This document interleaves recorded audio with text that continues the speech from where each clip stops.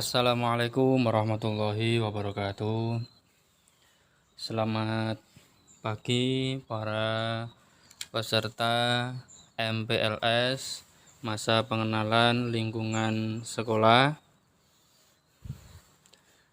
Yang pertama, kami sampaikan selamat datang dan selamat bergabung di keluarga besar SMKN 1 Tambak Boyo. Semoga awal mula kita MPLS ini dan seterusnya selalu mendapatkan barokah dan ridho dari Allah Subhanahu wa taala, sehingga kita selalu mendapatkan ilmu yang bermanfaat. Berikutnya, perkenalkan, nama saya Rasmu. Dalam kegiatan MPLS ini, saya akan menyampaikan materi tentang wawasan kebangsaan dengan submaterinya kesadaran berbangsa dan bernegara. Yang pertama yang akan kita pelajari adalah pengertian berbangsa dan bernegara. Yang kedua, unsur-unsur negara. 3. Dasar-dasar hukum. 4. Sejarah. Yang kelima, pentingnya kesadaran berbangsa dan bernegara. Yang keenam, semangat nasionalisme dan patriotisme. Dan yang ketujuh, penerapan semangat kebangsaan. Yang berikutnya, 1. Pengertian. A. Kesadaran. Kesadaran berasal dari kata sadar yang artinya insaf, merasa tahu dan mengerti.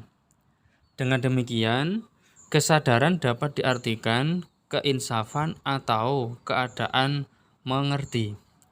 Contoh, kesadaran hukum adalah kesadaran seseorang akan nilai-nilai yang terdapat dalam diri manusia mengenai hukum yang ada, atau kesadaran seseorang akan pengetahuan bahwa suatu perilaku tertentu diatur oleh hukum. Kesadaran politik adalah kesadaran dan pengetahuan seseorang mengenai kekuatan politik yang ada dalam masyarakat. Itu merupakan pengertian dari kesadaran itu sendiri. Yang berikutnya adalah pengertian berbangsa.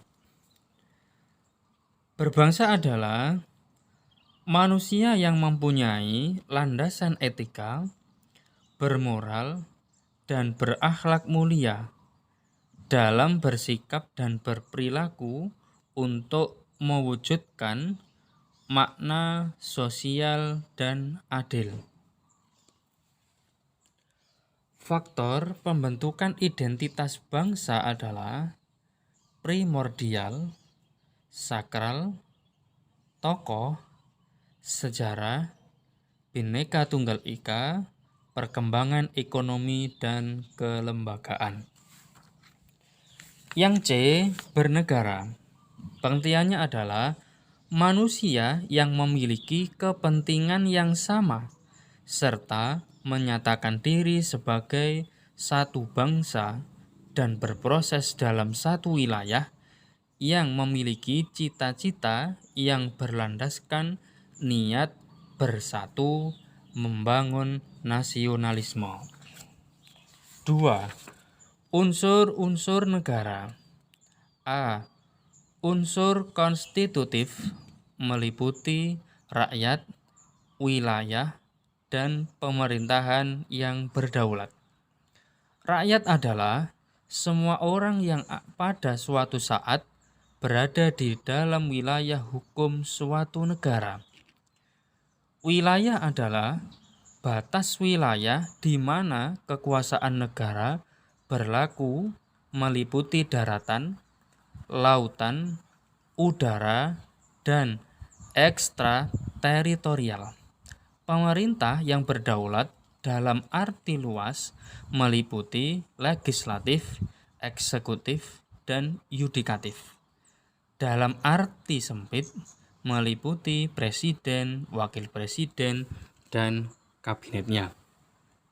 Yang B, unsur deklaratif adalah pengakuan negara lain meliputi de facto, kenyataan, dan yang kedua adalah de jure, yaitu hukum internasional.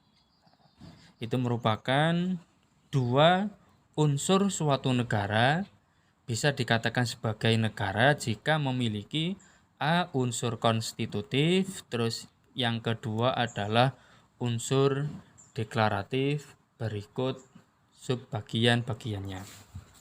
Yang ketiga, dasar-dasar hukum. Yang pertama, dasar hukum kesadaran berbangsa dan bernegara, yaitu sila ketiga Pancasila yang berbunyi Persatuan Indonesia. Yang kedua, pasal 1 ayat 1 Undang-Undang Dasar Negara Republik Indonesia tahun 1945. 3. Pasal 18 ayat 1 Undang-Undang Dasar Negara Republik Indonesia tahun 1945.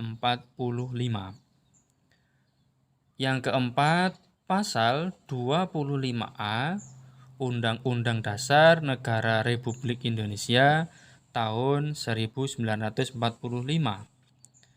Berikutnya pasal 27 ayat 3 Undang-Undang Dasar Negara Republik Indonesia tahun 1945. Yang berikutnya pasal 37 ayat 5 UUD NRI tahun 1945. Dan yang terakhir Undang-Undang Nomor 3 tahun 2002 tentang Pertahanan Negara. Berikutnya adalah sejarah.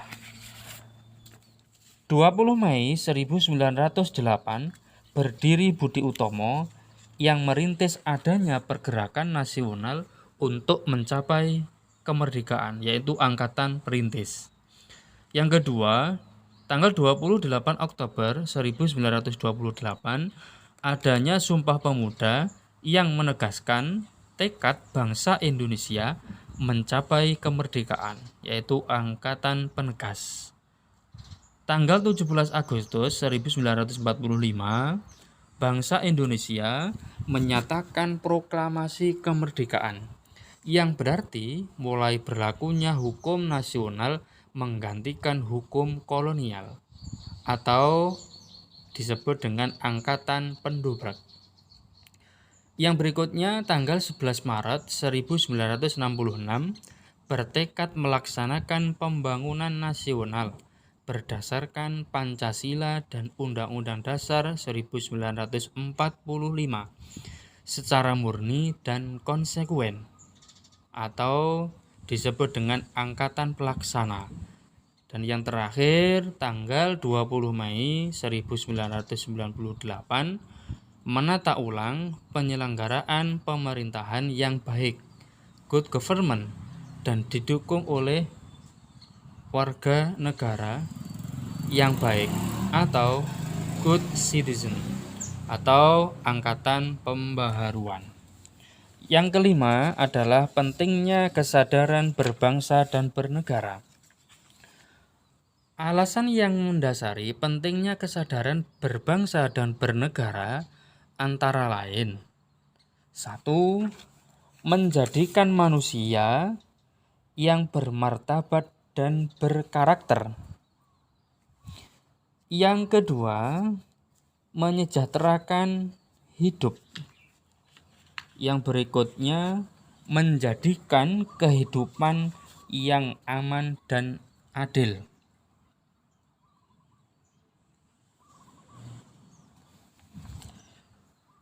Yang berikutnya, memperoleh perlindungan, dan yang terakhir, pembangunan bisa dilaksanakan. Terus yang keenam, semangat nasionalisme dan patriotisme. Nasionalisme adalah paham yang menekankan cintanya terhadap bangsa. Patriotisme adalah paham yang menekankan cintanya terhadap tanah air, tempat berpijak, dan tempat hidup, serta mencari penghidupan. Semangat nasionalisme dapat ditunjukkan dengan menjunjung tinggi harkat dan martabat bangsa dan sebagainya.